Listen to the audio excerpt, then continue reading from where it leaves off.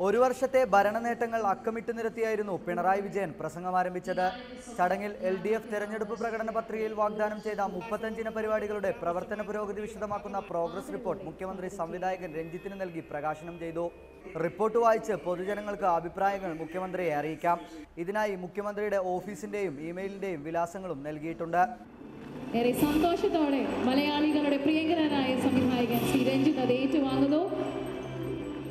ജനക്ഷേമ പദ്ധതികളുമായി സർക്കാരിന് ഏറെ മുന്നോട്ടു പോകാൻ കഴിഞ്ഞുവെങ്കിലും അഴിമതി പൂർണ്ണമായി തുടച്ചു നീക്കാനും ആദിവാസികൾക്കും പട്ടിക വിഭാഗങ്ങൾക്കും കാലത്തിനനുസരിച്ചുള്ള ക്ഷേമം ഉറപ്പുവരുത്താനും കഴിഞ്ഞിട്ടില്ലെന്ന് പിണറായി വിജയൻ പറഞ്ഞു. അവരവരുടേതായ രീതി അനുസരിച്ചുള്ള ഭക്ഷണം അവർക്കിവിടെ കഴിക്കാൻ പറ്റും. അതേപോലെ തന്നെ അവരവരുടെ താല്പര്യമനുസരിച്ചുള്ള വസ്ത്രധാരണം ഇവിടെ നടത്താൻ അവകാശമുണ്ടാകും.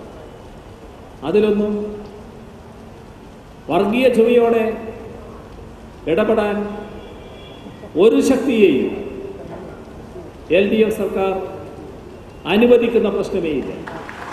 പത്മശ്രീ ഗുരു ചേമഞ്ചേരിയെയും മീനാക്ഷി അമ്മയെയും മുഖ്യമന്ത്രി ചടങ്ങിൽ ആദരിച്ചു. മന്ത്രിമാരായ TP Ramakrishnan, E Chandrasekharan, Mathew T Thomas തുടങ്ങിയവർ ചടങ്ങിൽ പങ്കെടുത്തു. റിപ്പോർട്ടർ, കോഴിക്കോട്.